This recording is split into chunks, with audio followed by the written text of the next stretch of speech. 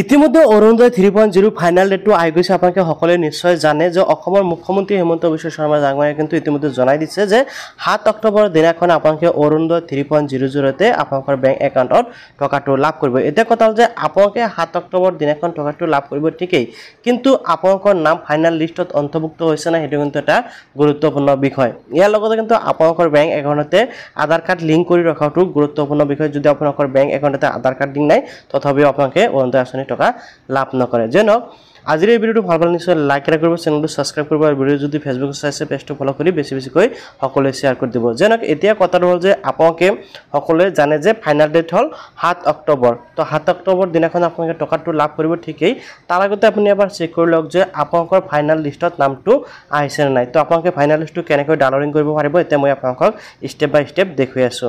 যদি আপোনালোকে ভিডিওটো ইউটিউবত চাইছে তেনে ক্ষেত্ৰত আপোনালোকে জাস্ট এই ভিডিওটোৰ ডেসক্ৰিপচনত ক্লিক কৰিব, তাতে দুটা লিংক পাব, এটা হ'ল টেলিগ্ৰাম চেনেল লিংক, এটা হ'ল হোৱাটছআপ চেনেল লিংক। আপোনালোকে যিকোনো লিংকত ক্লিক কৰিব, লিংকত গৈ আপোনালোকে কি কৰিব পাৰিব লিষ্টটো ডাইৰেক্ট পাই যাব, তাৰ পৰা এক ক্লিকত লিষ্টটো ডাউনলোডিং কৰিব পাৰিব। আৰু যদি আপোনালোকে ফেসবুকত ভিডিওটো চাইছে তেনে ক্ষেত্ৰত আপোনালোকে কেনেকৈ ডাউনলোডিং কৰিব সেইটো মই দেখুৱাই আছো।